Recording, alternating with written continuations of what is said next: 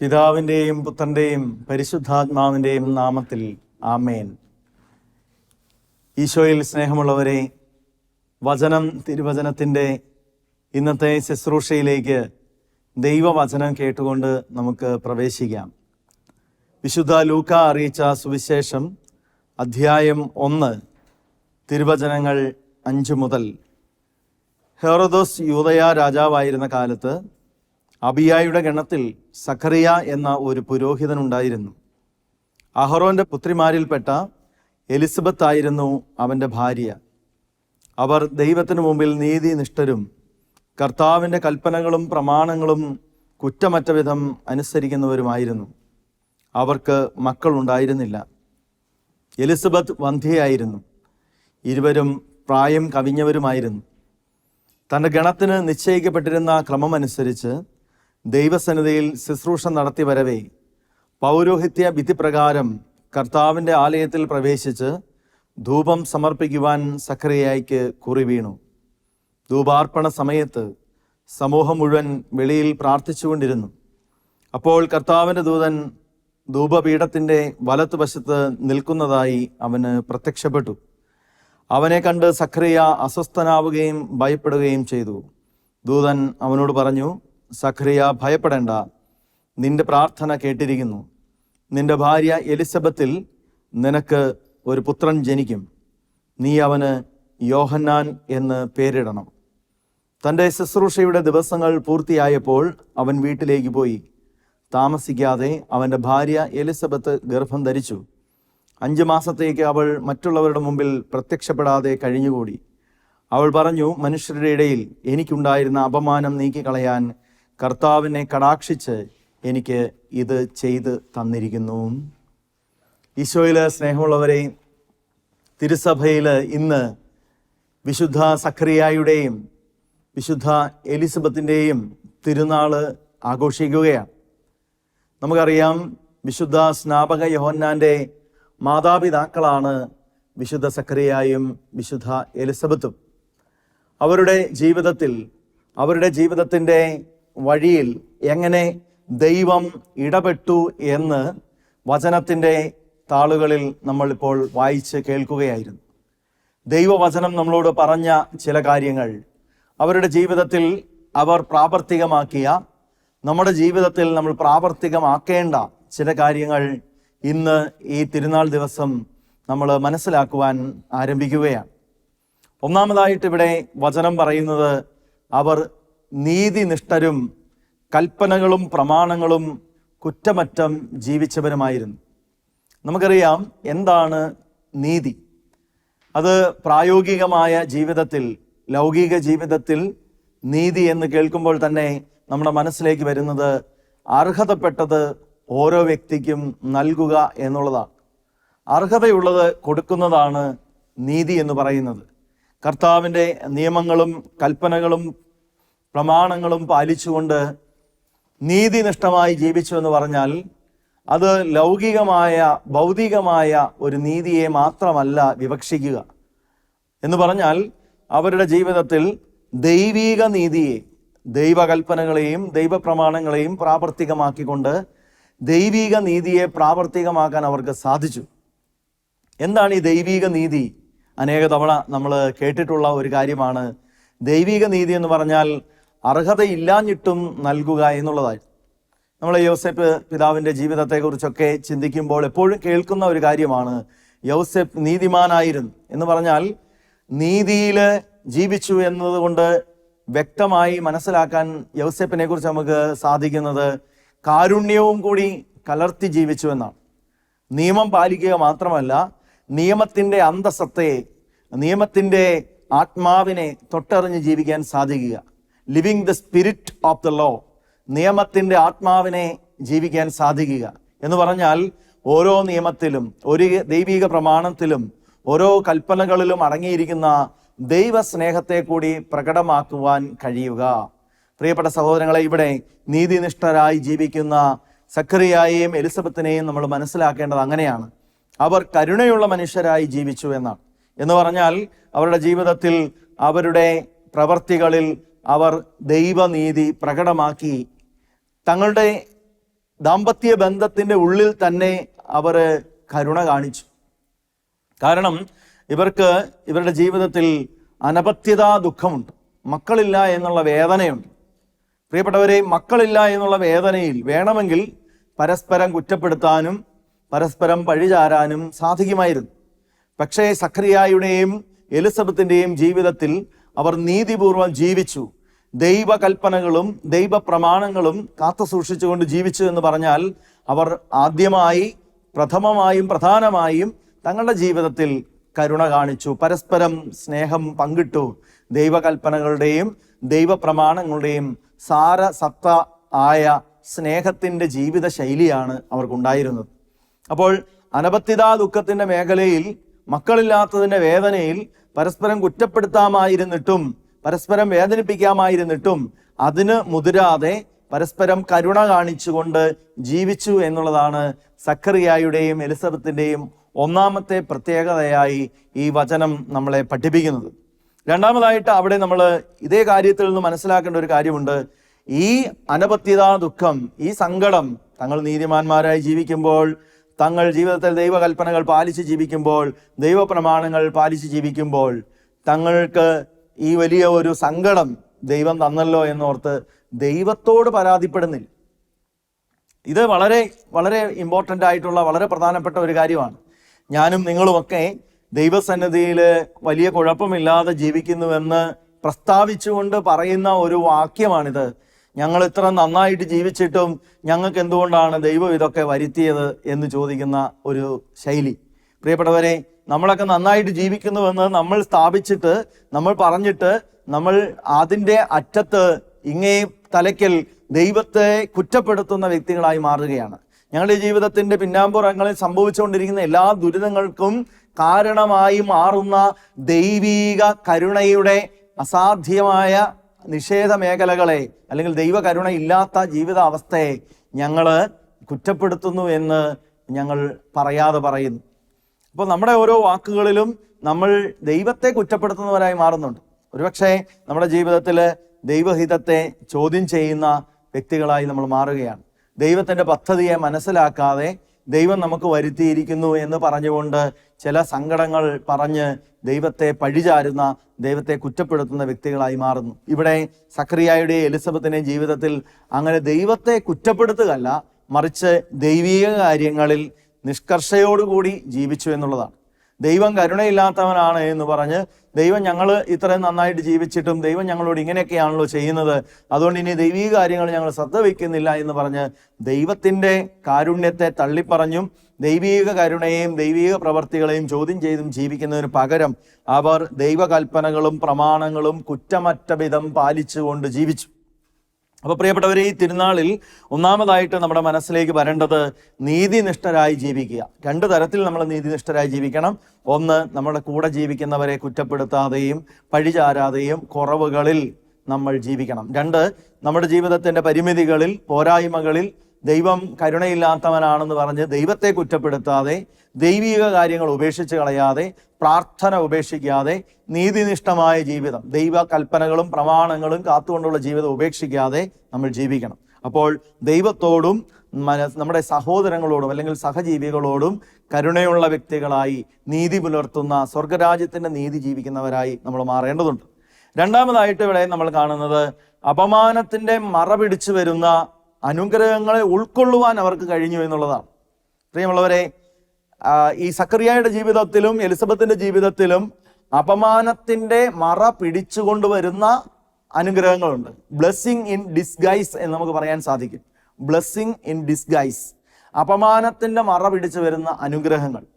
ഒരുപക്ഷെ കാലം മുമ്പോട്ട് പോകുമ്പോൾ മാത്രം മനസ്സിലാകുന്ന, സമയത്തിൻ്റെ മുൻപോട്ടുള്ള യാത്രയിൽ മാത്രം തിരിച്ചറിയാൻ സാധിക്കുന്ന ഒരു കാര്യമാണ് ഈ ബ്ലെസ്സിങ് ഇൻ ഡിസ്ഗൈസ് എന്ന് പറയുന്നത്. പലതും പ്രകടമായി അപമാനകരമാണ്, പലതും പ്രകടമായി ചിന്തിച്ചാൽ, നമ്മളുടെ ഇന്നത്തെ കാഴ്ചപ്പാടിൽ നോക്കിയാൽ തകർച്ചയാണ്, പലതും സങ്കടമാണ്, പലതും ഇല്ലാതാക്കപ്പെടുന്ന അനുഭവമാണ്. ഇവിടെ സഖറിയായുടെയും എലിസബത്തിൻ്റെയും ജീവിതം എടുത്ത് പരിശോധിക്കുമ്പോൾ മക്കളില്ല എന്ന് പറയുന്ന ദുഃഖം നിൽക്കുന്നതോടൊപ്പം സഖറിയ ദേവാലയത്തിലെ ശുശ്രൂഷയുടെ ഇടയിൽ ദൈവീക ദർശനം ലഭിച്ച് ഊമനായി കഴിയുന്ന ഒരു അനുഭവം കൂടി കടന്നു വരികയാണ്. അപ്പോൾ മക്കളില്ലാത്ത ദുഃഖത്തിന്റെ കൂടെ ഇതാ ഊമനാക്കപ്പെടുന്ന ഒരു അനുഭവം കൂടെ ഉണ്ടായി. ജനം അവനെ കാത്തു നിൽക്കുകയാണ്. ജനം അവനെ കാത്തു നിൽക്കുമ്പോൾ പുറത്തു വന്ന് അവന് സംസാരിക്കാൻ സാധിക്കുന്നില്ല. യഹൂദന്മാരുടെ ആചാരപ്രകാരമുള്ള ഓരോ പുരോഹിതനും നൽകേണ്ട ആശീർവാദം കാത്തു നിൽക്കുന്ന ജനമാണിത്. നമ്മൾ വചനം വായിക്കുമ്പോൾ കാണാൻ സാധിക്കും, ജനം അവനെ കാത്തു നിന്നു എന്ന് പറയുന്നത്. ഇത്ര ആകാംക്ഷയോടുകൂടി കാത്തു നിൽക്കാനുള്ള കാരണം സക്കറിയ തിരിച്ചു വരുന്നു എന്നതിനേക്കാൾ ഉപരിയായി സക്കറിയായിലൂടെ പറയപ്പെടേണ്ട അനുഗ്രഹമുണ്ട്. സംഖ്യയുടെ പുസ്തകം 6-ാമത്തെ അധ്യായത്തിന്റെ 22-ാമത്തെ തിരുവചനം വായിക്കുമ്പോൾ കാണാൻ സാധിക്കും, മോശ വഴി നൽകപ്പെട്ട അനുഗ്രഹത്തിന്റെ വാക്കുകളുണ്ട്. ഇത് പറഞ്ഞ് ഓരോ പുരോഹിതൻ അഹറോനും പുത്രന്മാരും ദൈവജനത്തെ ആശീർവദിക്കണം, ദൈവജനത്തെ അനുഗ്രഹിക്കണം എന്ന് പറഞ്ഞ വാക്കുകൾ, അത് ഇസ്രായേലിലൊരു ചട്ടമായി മാറി, ഇസ്രായേലിലൊരു നിയമമായി മാറുന്നത് നമ്മൾ കാണുകയാണ്. അതാണ് പിന്നീട് നമ്മൾ പ്രഭാഷകന്റെ പുസ്തകത്തിന്റെ 50-ാമത്തെ അധ്യായം 20-ാമത്തെ തിരുവചനം വായിക്കുമ്പോൾ കാണാൻ സാധിക്കുന്നത്, പ്രധാന പുരോഹിതനായ ശിമെയോൻ ജനത്തെ അനുഗ്രഹിക്കാനായി ദേവാലയത്തിൽ നിന്ന് പുറത്തേക്ക് വന്നു. ജനം അവന്റെ അനുഗ്രഹം സ്വീകരിക്കാൻ വേണ്ടി ശിരസ് നമിച്ചു നിൽക്കുകയാണ്. അപ്പോൾ ഇസ്രായേലിൽ ഒരു നിയമമായി മാറിയ, ഇസ്രായേലിൽ ഒരു ചട്ടമായി മാറിയ അനുഗ്രഹത്തിന്റെ, ആശീർവാദത്തിന്റെ വാക്കുകൾ പറയുവാൻ സാധിക്കാതെ വരുന്ന ഒരു പുരോഹിതൻ, സക്കറിയ എന്ന് പറയുന്ന പുരോഹിതൻ അപമാനിക്കപ്പെടുകയാണ്. ദൈവത്തിന്റെ അനുഗ്രഹം പറയേണ്ടവൻ അത് സാധിക്കുന്നില്ല. കണ്ടോ, കൃത്യമായും നമ്മൾ കാണുകയാണ്, അവന്റെ മക്കളില്ല എന്ന ദുഃഖത്തിന്റെ കൂടെ അതിനോട് ചേർത്ത് ഇതാ അവൻ ഊമനായി കഴിയേണ്ടി വരുന്നു.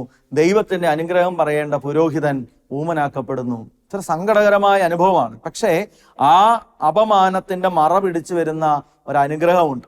എന്താണ് അനുഗ്രഹം? ഒരു മകനെ ദൈവം നൽകുന്നു. വെറും ഒരു മകനെ നൽകുകയല്ല, ഇസ്രായേലിന്റെ വിമോചകനായ ക്രിസ്തുവിനെ തൻ്റെ പ്രവർത്തനങ്ങളിലൂടെ ലോകത്തിന് പരിചയപ്പെടുത്തേണ്ട സ്നാപക യോഹന്നാന്റെ ജനനമാണ് സക്കറിയായുടെ ജീവിതത്തിലെ വലിയ അനുഗ്രഹം. പ്രിയപ്പെട്ടവരെ, ഇസ്രായേൽ ജനം മുഴുവൻ കാത്തിരിക്കുന്ന ഒരു അനുഗ്രഹത്തിന്റെ നിദാനമായി തൻ്റെ വംശപരമ്പരയിൽ ഒരു മകന് ജന്മം കൊടുക്കാൻ സാധിക്കുക എന്ന് പറയുന്ന വലിയ അനുഗ്രഹത്തിലേക്കാണ് സക്കറിയ ചുവടെടുത്ത് വയ്ക്കുക. അതുകൊണ്ട് അനുഗ്രഹത്തിന്റെ മുമ്പിൽ വന്ന അപമാനത്തിന്റെ മേഖലയെ അവൻ ഗൗരവമായി പരിഗണിക്കുന്നില്ല.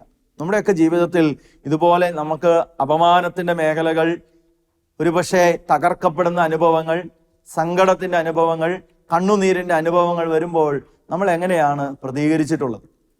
അപമാനങ്ങൾ നമ്മളെ തകർത്ത് കളയുമ്പോൾ അതിൻ്റെ പിന്നാലെ വരുന്ന അനുഗ്രഹത്തെ, സഹനത്തിന്റെ കൂടെ വരുന്ന ഒരു കൃപയെ സ്വന്തമാക്കുവാനുള്ള വിശാല ഹൃദയം നമുക്കുണ്ടോ? ഒരു കാത്തിരിപ്പിന്റെ മനോഭാവം സക്കറിയയെ പോലെ സ്വന്തമാക്കുവാൻ നമുക്ക് കഴിയുന്നുണ്ടോ? ഇതുപോലെ തന്നെയാണ് അവന്റെ ഭാര്യയായ എലിസബത്തിന്റെ ജീവിതത്തിൽ നമുക്ക് കാണാൻ വേണ്ടിയിട്ട് സാധിക്കുന്നത്. അവൾ വ്യക്തമായിട്ട് ആ വാക്ക് പറയുന്നുണ്ട്. അപമാനത്താൽ കഴിഞ്ഞ എൻ്റെ ജീവിതത്തിലേക്ക് ഇതാ ഒരു കുഞ്ഞിനെ നൽകി ദൈവം അപമാനം നീക്കിയിരിക്കുന്നു. പ്രിയപ്പെട്ടവരെ, അവള് ആത്മാവിന്റെ നിറവില് അത് ഉദ്ഘോഷിക്കുകയാണ്. അവള് പിന്നീട് തൻ്റെ മുമ്പിലേക്ക് വരുന്ന പരിശുദ്ധ അമ്മയുടെ മുമ്പിലേക്ക് കടന്നു ചെന്നിട്ട് പറയും, ഇതാ കർത്താവ് എന്നോട് വലിയ കാരുണ്യം കാണിച്ചിരിക്കുന്നു, ദൈവം എന്നെ ഇതാ വലിയ അനുഗ്രഹത്തിന് പാത്രീഭൂതയാക്കിയിരിക്കുന്നു, എൻ്റെ ഉദരത്തിലെ ശിശു ഇതാ സന്തോഷത്താൽ കുതിച്ചു ചാടുകയാ. സക്കറിയായുടെ ജീവിതത്തിൽ എന്ന പോലെ തന്നെ എലിസബത്തിന്റെ ജീവിതത്തിലും ശക്തമായ ദൈവാനുഗ്രഹത്തിന്റെ വഴിയായിരുന്നു അപമാനത്തിന്റെ നാളുകൾ. മക്കളില്ല എന്നുള്ള വന്ധ്യയായി കഴിയേണ്ടി വന്ന നാളുകൾ അവളെ സങ്കടത്തിലാക്കിയിരുന്നു. അതുകൊണ്ടാണ് 5 മാസക്കാലം അവള് ഈ ഒരു അനുഗ്രഹത്തിന്റെ പാത്രീഭൂതയാവുമ്പോഴും പുറത്തേക്ക് വരാതെ മാറി നിൽക്കുന്നത്. കാരണം എല്ലാവർക്കും ആശങ്കയുണ്ടല്ലോ. ഇങ്ങനെ ഒരു അനുഗ്രഹം തൻ്റെ ജീവിതത്തിലേക്ക് കടന്നു വരുമ്പോഴും അത് പൂർത്തീകരിക്കപ്പെടുമോ എന്നുള്ള ആശങ്കയുടെ ആ ഒരു ചിന്ത അവളുടെ ഉള്ളിലുള്ളതുകൊണ്ടാകാം ഒരുപക്ഷെ അവള് തൻ്റെ ചാർച്ചക്കാരിൽ നിന്നും പ്രിയപ്പെട്ടവരിൽ നിന്നും ബന്ധങ്ങളിൽ നിന്നുമൊക്കെ അല്പം അകന്ന് കഴിഞ്ഞത്. പക്ഷേ ധൈര്യത്തോടു കൂടി പരിശുദ്ധ അമ്മയുടെ മറിയത്തിന്റെ മുമ്പിൽ നിന്നുകൊണ്ട് ആത്മാവിന്റെ നിറവിൽ അവൾ ഉദ്ഘോഷിക്കുന്നുണ്ട്, ഇതാ ദൈവം എന്നോട് വലിയ കാരുണ്യം കാണിച്ചിരിക്കുന്നു. കർത്താവിന്റെ അമ്മയായ മറിയം എൻ്റെ മുമ്പിൽ വന്നു നിൽക്കുന്നു എന്നുള്ള വെളിപാടുള്ള സ്ത്രീയായി കൂടി എലിസബത്ത് മാറുന്നുണ്ട്. അപ്പോൾ എലിസബത്തിൽ പരിശുദ്ധാത്മാവിന്റെ നിറവ് ലഭിക്കുകയാണ്. ഞാൻ പറഞ്ഞു, സഹനത്തിന്റെ പിന്നാലെ വരുന്ന വലിയ കൃപകളുണ്ട്. പ്രിയപ്പെട്ടവരെ, നമ്മുടെ ജീവിതത്തിലെ ഏതെങ്കിലും വിധത്തിൽ നമ്മളൊക്കെ സഹിക്കുന്നവരാണ്, സങ്കടങ്ങളിലൂടെ കടന്നു പോകുന്നവരാണ്, വേദനകൾ താങ്ങാൻ പറ്റാത്ത വിധത്തിൽ ചിലപ്പോൾ തളർന്നിരിക്കുന്നവരാണ്. പക്ഷേ നമ്മൾ തിരിച്ചറിയണം, അപമാനത്തിന്റെ മറ പിടിച്ചു വരുന്ന അനുഗ്രഹങ്ങളുണ്ട്. അപമാനത്തിന്റെ മറ പിടിച്ചു വരുന്ന അനുഗ്രഹങ്ങളെ ഉൾക്കൊള്ളാനുള്ള ഹൃദയഭാവം നമുക്കുണ്ടാവണം. അപമാനത്തിന്റെ മറ പിടിച്ചു വരുന്ന, സഹനത്തിന്റെ പിന്നാമ്പുറത്ത് ദൈവം നമ്മളിൽ വർഷിക്കുന്ന കൃപയെ സ്വന്തമാക്കാനുള്ള ഹൃദയവിശാലത നമുക്കുണ്ടാവണം. അപ്പോൾ സക്കറിയായുടെയും എലിസബത്തിൻ്റെയും ഈ തിരുനാൾ ദിനത്തിൽ ഇന്ന് നമ്മൾ രണ്ടാമതായിട്ട് മനസ്സിലാക്കുന്നത് ആത്മാവിൻ്റെ നിറവ്, കൃപയുടെ അഭിഷേകം ജീവിതത്തെ സ്വന്തമാക്കാൻ കഴിഞ്ഞ ഈ വ്യക്തികൾ സഹനത്തിലൂടെ കടന്നുപോയവരാണ്, അപമാനത്തിലൂടെ കടന്നുപോയവരാണ്, തകർക്കപ്പെട്ട അനുഭവങ്ങളിലൂടെ കടന്നുപോയ ശേഷമാണ് അതിൻ്റെ മറ പിടിച്ചു വന്ന അനുഗ്രഹത്തെ സ്വന്തമാക്കാൻ അവർക്ക് കഴിഞ്ഞത്. അപ്പോൾ ഒന്നാമതായിട്ട് നീതിനിഷ്ഠരായി ജീവിച്ചു, കരുണയോടുകൂടി ജീവിച്ചു, കുറ്റപ്പെടുത്താതെ, ദൈവത്തെയും കുറ്റം പറഞ്ഞില്ല, കൂടെയുള്ളവരെയും കുറ്റം പറഞ്ഞില്ല. രണ്ടാമതായിട്ട് അപമാനത്തിൻ്റെ മറ പിടിച്ചു വരുന്ന അനുഗ്രഹത്തെ ജീവിതത്തിൽ സ്വന്തമാക്കാൻ വേണ്ടിയിട്ട് ഈ വ്യക്തികൾക്ക്, സക്കറിയായ്ക്കും എലിസബത്തിനും സാധിച്ചു. ഇനി മൂന്നാമതായിട്ട് നമ്മളിവിടെ മനസ്സിലാക്കുന്നത് ഒരേ മനസ്സുള്ള മാതാപിതാക്കളായി ഇവർ മാറിയെന്നുള്ളതാണ്.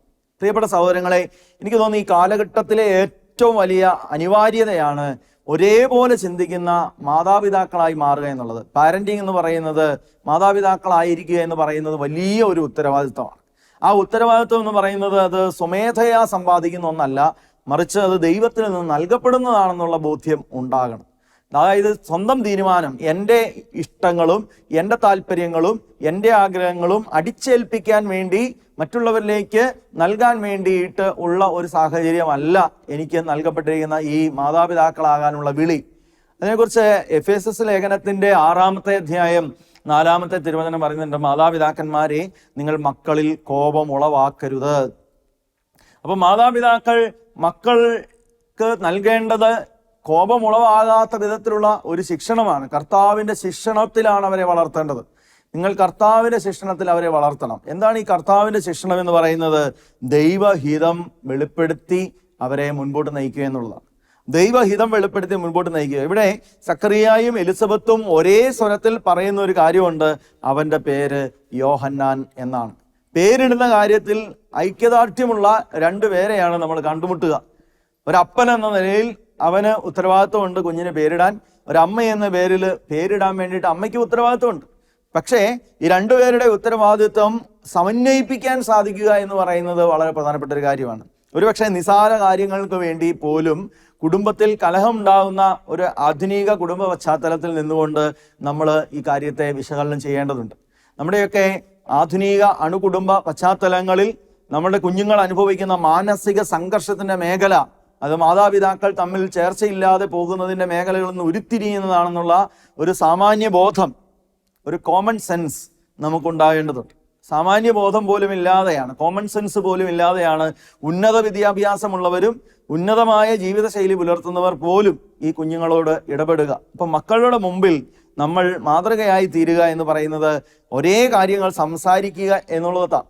അതിന് എളുപ്പം നമുക്ക് ദൈവ പദ്ധതി നിറവേറ്റുക എന്നുള്ളതാണ്. രണ്ടുപേരും അവരുടെ ആശയഗതികളെയും അവരുടെ താല്പര്യങ്ങളെയും അവരുടെ ചിന്താഗതികളെയും പിന്തുടരാൻ പോകുമ്പോൾ ഈ ആശയ സമന്വയം അത്ര എളുപ്പമല്ല. അതിന് പകരം എന്ത് ചെയ്യണം? ദൈവ പദ്ധതിയെ വെളിപ്പെടുത്തുക, ദൈവ പദ്ധതിയെ മനസ്സിലാക്കുക എന്നുള്ളതാണ് ഏറ്റവും കരണീയമായിട്ടുള്ളത്. അപ്പോൾ ദൈവ പദ്ധതി എന്താണ്? എൻ്റെ കുഞ്ഞിനെ കുറിച്ച്, ഞങ്ങളുടെ ഈ കുടുംബത്തിൽ എനിക്ക് ദൈവം ദാനമായി നൽകിയ മക്കളെക്കുറിച്ച് ഈ കുടുംബത്തിൽ ഇന്ന് ദൈവം എന്താണ് പറയുന്നത് എന്ന് കണ്ടെത്താൻ സാധിക്കണം. അപ്പോൾ ദൈവസ്വരം കേൾക്കുന്ന ഒരപ്പൻ, ദൈവസ്വരം കേൾക്കുന്ന ഒരമ്മ, അവർ തമ്മിലുള്ള ഐക്യം, അവർ ഒരുമിച്ച് ദൈവത്തിൻ്റെ മനസ്സറിഞ്ഞ് കുഞ്ഞുങ്ങളെ പരിശീലിപ്പിക്കുന്നു, കുഞ്ഞുങ്ങൾക്ക് നന്മയിലേക്കുള്ള വഴി തുറന്നു കൊടുക്കുന്നു.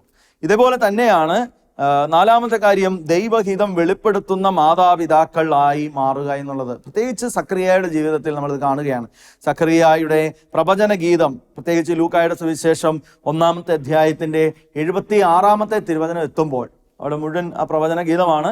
ആ പ്രവചന ഗീതത്തിൻ്റെ 76-ാമത്തെ വചനം, 1-ാമത്തെ അധ്യായം 76-ാമത്തെ വചനം വായിക്കുമ്പോൾ നമുക്ക് കാണാൻ പറ്റും, സക്കറിയ പറയുകയാണ്, അല്ലയോ കുഞ്ഞെ, അത്യുന്നതൻ്റെ വഴിയൊരുക്കുന്നവനാണ് നീ. സ്നാപക യോഹന്നാനെ കുറിച്ച് പറയുകയാണ്.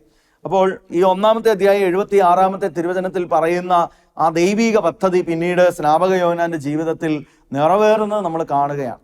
അപ്പോൾ ദൈവീകമായ ഒരു അരുളപ്പാട് സക്കറിയ സ്വീകരിച്ച് അത് അതേപടി ദൈവ മകൻ്റെ ജീവിതത്തിൽ, അതായത് സ്നാപക യോഹന്നാന്റെ ജീവിതത്തിൽ നിറവേറ്റുവാൻ വേണ്ടിയിട്ട് നിലകൊണ്ടു എന്നതാണ് സക്കറിയായുടെ പ്രത്യേകത. അല്ലാതെ താൻ കാത്തുകിരുന്ന് തനിക്കൊരു മകനെ കിട്ടി, ഇനി അതിനെ ദൈവ ശുശ്രൂഷയ്ക്കായി കൊടുക്കണോ വേണ്ടയോ എന്ന് ചർച്ച ചെയ്യേണ്ട ഒരു വിഷയമൊന്നും അവിടെ ഉദിക്കുന്നില്ല. പ്രിയപ്പെട്ടവരെ, ഇവിടെ സക്കറിയായുടെ ജീവിതത്തിൽ നമ്മൾ കാണുന്നതാണ്, സക്കറിയ ദൈവത്തിൽ നിന്ന് കിട്ടിയ അരുളപ്പാടിനെ ശിരസ വഹിച്ചുകൊണ്ട് പ്രാവർത്തികമാക്കാൻ വേണ്ടിയിട്ട് തയ്യാറാകുന്നു. അപ്പൊ സക്കറിയായുടെ ജീവിതത്തിൽ ഇത്തരത്തിൽ ദൈവഹിതം വെളിപ്പെടുത്തുന്ന മാതാപിതാക്കളായി മാറേണ്ടതിൻ്റെ ആവശ്യകത കൂടി വെളിപ്പെടുത്തുന്നുണ്ട്. ഇവിടെ മറ്റൊരു കാര്യം നമ്മൾ ശ്രദ്ധിക്കേണ്ടതുണ്ട്. മക്കളോടാണ് എനിക്കത് പറയാനുള്ളത്.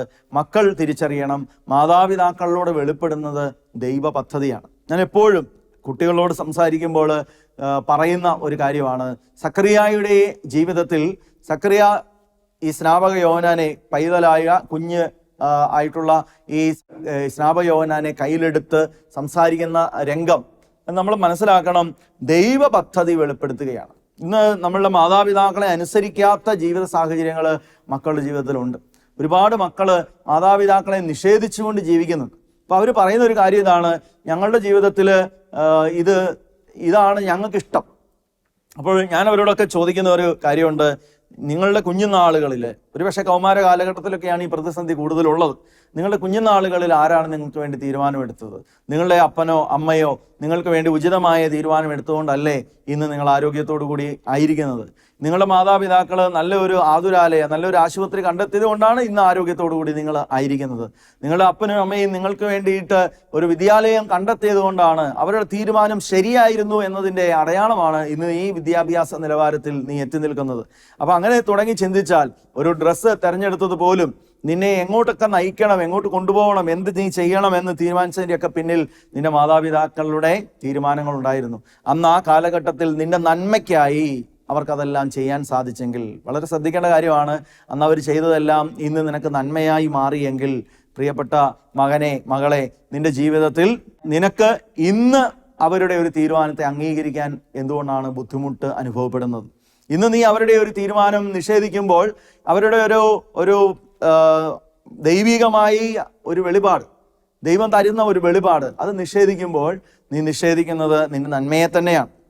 അപ്പം അതുകൊണ്ട് എലിസബത്തിൻ്റെയും സക്കറിയായുടെയും തിരുനാളിൻ്റെ ഈ ദിവസത്തിൽ പ്രിയപ്പെട്ടവരെ, മക്കൾ ഓർക്കണം, മാതാപിതാക്കളിലൂടെ വെളിപ്പെടുന്നത് ദൈവഹിതമാണ്. ദൈവഹിതമല്ലാത്തതൊന്നും മാതാപിതാക്കളിലൂടെ വെളിപ്പെടുന്നില്ല എന്നുള്ള ഉറച്ച വിശ്വാസവും ബോധ്യവും ഈ തിരുനാളിൽ നമ്മൾ അടിവരയിട്ട് ഹൃദയത്തിൽ സൂക്ഷിക്കേണ്ടതാണ്. അവസാനമായി, ദൈവ പദ്ധതിയുടെ നടത്തിപ്പിനായിട്ട് സഹകരിച്ച മാതാപിതാക്കളാണ് ഈ സക്കറിയായും എലിസബത്തും. പ്രിയപ്പെട്ട സഹോദരങ്ങളെ, ആനുകാലിക വായനയിൽ നമുക്ക് മനസ്സിലാകുന്ന ഒരു കാര്യമുണ്ട്, ഒരു കുടുംബം മുഴുവൻ വിശുദ്ധമായി തീരുക എന്ന് പറയുന്നത് നമുക്ക് എളുപ്പമുള്ള കാര്യമല്ല. അത് ദൈവ പദ്ധതിയുടെ നടത്തിപ്പിനായിട്ട് മാതാപിതാക്കൾ നന്നായി സഹകരിക്കുന്നതിലൂടെ സംഭവിക്കുന്ന കാര്യമാണ്. ഒരാൾ മാത്രം സഹകരിച്ചാൽ പോരാ. പല സാഹചര്യങ്ങളിലും നമ്മൾ മനസ്സിലാക്കുന്നത്, ഒരാൾ ഒക്കെ എല്ലാത്തിനും സഹകരിക്കുന്നു, പക്ഷേ മറ്റൊരാൾ സഹകരിക്കുന്നില്ല. ഒരാൾ സഹകരിക്കുന്നുണ്ടല്ലോ എന്നുള്ള ആശ്വാസത്തിൽ മറ്റേയാൾ അങ്ങ് കഴിഞ്ഞുകൂടി പോവുകയാണ്. അങ്ങനെയല്ല, ഒരു സക്കറിയായും ഒരു എലിസബത്തും പരിപൂർണമായി അതിനുവേണ്ടി പരിശ്രമിച്ചപ്പോഴാണ് ആ കുടുംബം വിശ്വാസത്തിലും ദൈവനീതിയുടെ അനുഷ്ഠാനത്തിലും സ്നാപകൻ എന്ന മകനെ ദൈവ പദ്ധതി പ്രകാരം വളർത്തുന്നതിലുമൊക്കെ നിലകൊണ്ടത്. ഇന്ന് നമുക്ക് ഏറ്റവും കൂടുതൽ അറിയാവുന്ന വിശുദ്ധയാണ് വിശുദ്ധ കൊച്ചുത്രേസ്യ. വിശുദ്ധ കൊച്ചുത്രേസ്യയുടെ മാതാപിതാക്കൾ അവർ രണ്ടുപേരും വിശുദ്ധരാണ്.